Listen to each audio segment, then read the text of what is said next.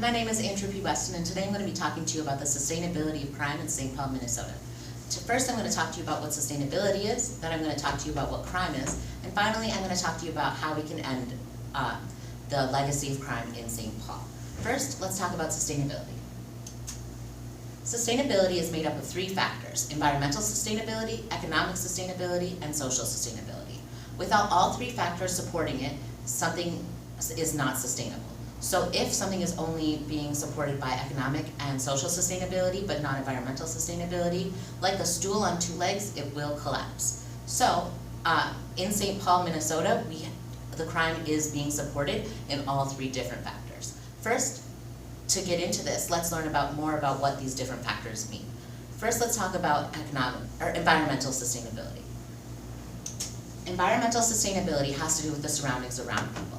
So it has to do with water conservation, biodiversity, natural resource allocation, light, water, waste, air pollution, as well as different aesthetics, as well as the air and water quality in an area. So if all of these factors are not in a good light and are not being honored and achieved well, then something negative will end up happening. Now that I've told you about environmental sustainability, I'm going to talk to you about economic sustainability. Economic sustainability has to do with how people support themselves. So from an outsider's perspective, it has to do with research and development, as well as productivity, employment, and business development. But when you get into individual people within our society, it has to do with, are there unions, is there an availability of work, what are the taxes looking like, as well as are there fair wages and what is the cost of living.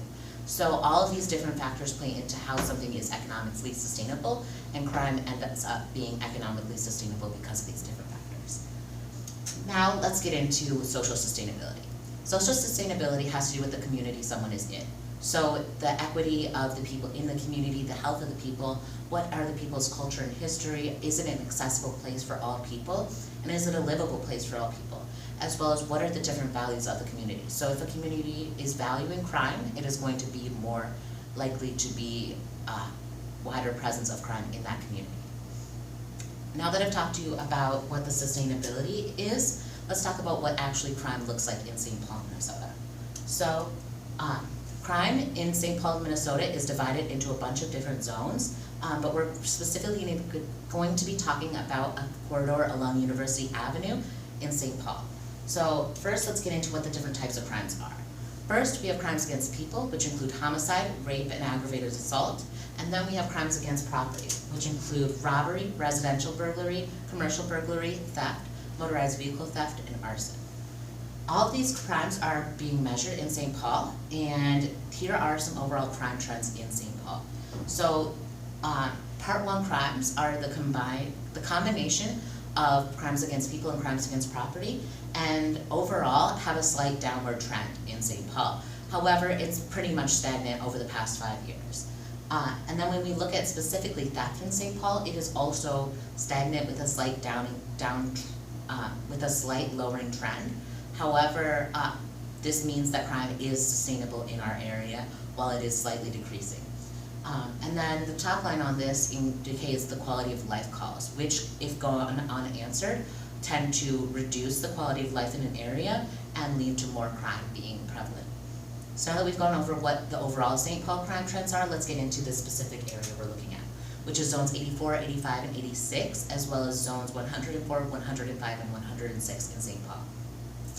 These zones are a part of the Hamlin Midway neighborhood, as well as the Merriam Park neighborhood, between Fairview Avenues and Lexington Parkway in St. Paul, Minnesota. And this is one of the areas outside of downtown St. Paul with the larger amount of crime in it. So to talk about the Hamlin Midway crime rate, it has a slight increase, but is mostly sustained. There's a slight decrease in the crimes against people that are in this area. However, the crimes against property is increasing to make at a more dramatic rate than the overall crime rate is. But then when we get into the Merriam Park neighborhood, there is a sharp increase in crime due to the sharp increase in crimes against property. There's a slight decrease in terms of crimes against people over the past 5 years, but this does not impact the overall crime rate because of how sharp the increase in crimes against property is, leading to an overall large amount of total crime. And then when we really get into it, Zone 105 has the most amount of crime in this area, with with an actual 999 calls for crimes against property in this area. This is the area where the Walmart and strip mall is in St. Paul, in the Midway Walmart, and this shows that there's a large amount of theft in this area, which means that this is where the majority of the crime in this area is. So now that we've actually analyzed what the crime is, we need to get into how do we stop this and how do we end how crime is sustainable in our area. So the solution. For us to overall get rid of crime in this area, we need to address all the different factors, including environmental, social, and economic. These factors, if only one is addressed, the stool will fall over, but it is better to lower the height of the stool than just have it tip over completely, which would then mean our society would not be sustained. So let's first get into environmental sustainability. Something that St. Paul, Minnesota likes to talk about and praise is the line of trees along University Avenue. However, what these trees do is create a water reservoir and a water collection system which can then be reused and spread throughout the community once more from rain and other spreading of water. However, these trees end around Lexington Parkway on University Avenue, which is just north of where the crime rates start to increase. This is one thing that really should change, is continuing the line of trees and reservoirs in this area in order to make it a more aesthetically pleasing place and lower the amount of crime here. Additionally, something that is easily noticed in this area is the amount of litter and trash on the ground. The human waste that is being created is not being mitigated by any other factors, and it is noticeable everywhere you go in this area. Whenever there's a trash can, it is surrounded by waste on the ground because it is overflowing to such an extent. Something that other cities have done to try and lessen this is the implementation of recycling and trash cans that are solar powered and would then compact the waste. And if we do install these in this area, I believe this would greatly impact the aesthetics of this area and also impact the overall environmental health, which would lead to a lowering of the crime rate.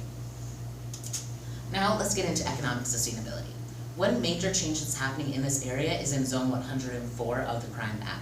We are currently having the implementation of the new Minnesota United football stadium, which will greatly change what I believe the economics of this area. They are currently planning on adding in condos and residential skyscrapers in this area, as well as more commercial areas. And I believe that the implementation of this will change the economics of this community.